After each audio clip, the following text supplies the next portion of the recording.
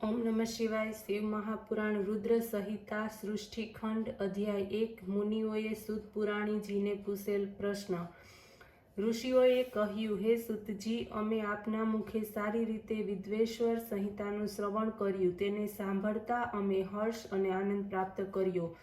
હવે તમો રુદ્ર સંહિતાની કથા સંભળાવો, કૃપા કરો। તે દ્વારા ભગવાન શિવનું પ્રાગટ્ય, પાર્વતીનો જન્મ, શિવ પાર્વતીનું લગ્ન અને તેમની અનેક લીલાઓને જાણી શકીએ।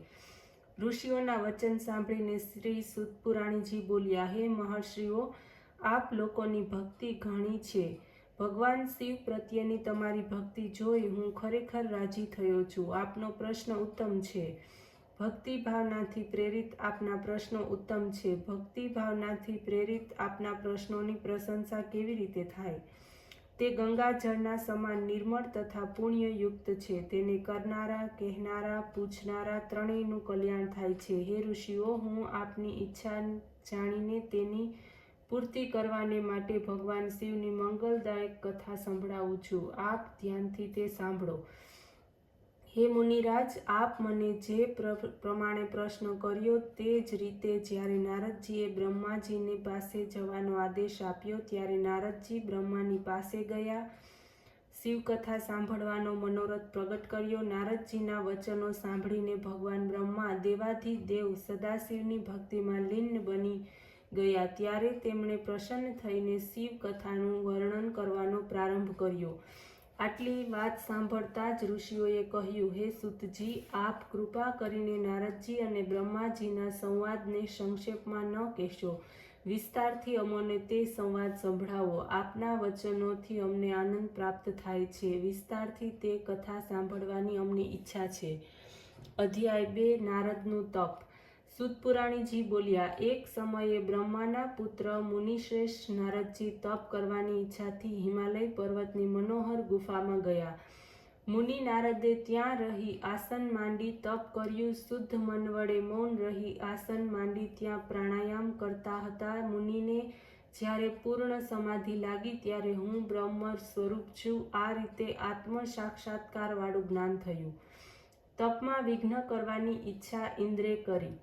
તેમણે કામદેવને તપનો ભંગ કરવા માટે મોકલ્યો। કામદેવે પોતાની કળા કરી, વસંતે પોતાનો પ્રભાવ બતાવ્યો, પરંતુ નારદના મનમાં જરાયે વિકાર ન થયો।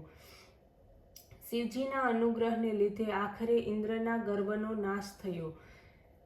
આ તે જ સ્થાન હતું જ્યાં શિવજીએ અત્યંત તપ કર્યું હતું। અહીં જ કામદેવ બળીને ભસ્મ થયો હતો। રતિએ કામદેવને જીવાડવા માટે શિવજીને અહીં જ પ્રાર્થના કરી હતી। ત્યારે ભગવાન શિવે કહ્યું હતું, કેટલોક સમય જશે પછી કામદેવ જીવતો થશે। આ સ્થળે કામદેવનો પ્રભાવ ચાલશે નહીં। અહીં સ્થિતિ કરનાર પર કામદેવ કંઈ કરી શકશે નહીં। આ રીતે નારદજીના ઉપર કામદેવનો કંઈ પ્રભાવ પડ્યો નહીં। આથી નિરાશ થયેલા તે ત્યાંથી નીકળીને ઇન્દ્રની પાસે સ્વર્ગલોકમાં આવ્યો। ત્યાં બધી જ વાત કામદેવે ઇન્દ્રને કહી।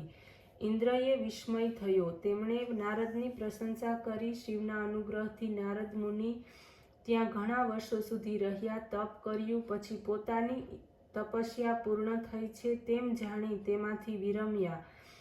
મેં કામદેવને જીત્યો છે તેનો ગર્વ તેમને થયો। માયામાં મોહિત બનેલા તે પોતાનો વૃત્તાંત કહેવા માટે કૈલાસ તરફ ચાલ્યા।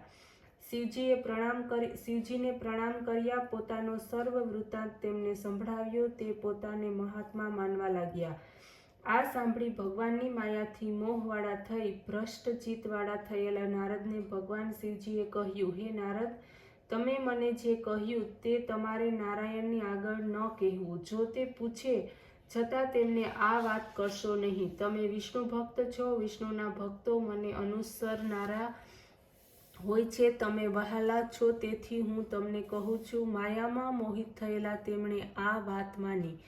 પછી મુનિરાજ બ્રહ્મલોક તરફ ચાલ્યા, બ્રહ્માને પ્રણામ કર્યા, પોતાના તપની તેમજ કામ વિષયની વાત કહી। ભગવાન શિવ જ આમાં કારણરૂપ છે તેમ જાણી બ્રહ્માજીએ આ વાતને કોઈને ન કહેવા સમજાવ્યા। નારદજી મોહાંધ બન્યા હતા, તેઓ તો આનંદ પામતા આ વાત કહેતા વિષ્ણુલોક તરફ ચાલ્યા। જો કામદેવના ઉપર જય મેળવ્યો છે, આ રીતનો અહંકાર હતો. વિષ્ણુએ નારદને જોયા, તેઓ તો સર્વ વાત જાણતા જ હતા. પોતાના આસન ઉપર બેસાડી શિવના ચરણ કમળનું સ્મરણ કરતા નારદના મદનો નાશ કરતા વચનો શ્રી વિષ્ણુ ભગવાને કહ્યા. તેઓ કહેવા લાગ્યા, હે મુનિશ્રેષ્ઠ નારદ, તપોનિધિ અને ઉદ્ધારધિ આપને ધન્ય છે. હે મુનિરાજ, જેના હૃદયમાં ત્રણેય દેવ ઉપર ભક્તિ નથી હોતી, તેને કામ તથા મોહ સંભવે છે, તેને જ અવિકાર દુઃખદાયી થાય છે. આપ સર્વદા નૈષ્ઠિક બ્રહ્મચારી તથા સદા જ્ઞાન વિજ્ઞાનવાળા છો. આપને કામનો વિકાર કેવી રીતે સંભવી શકે? આપ તો જન્મથી જ વિકાર રહિત તેમજ સુંદર બુદ્ધિવાળા છો.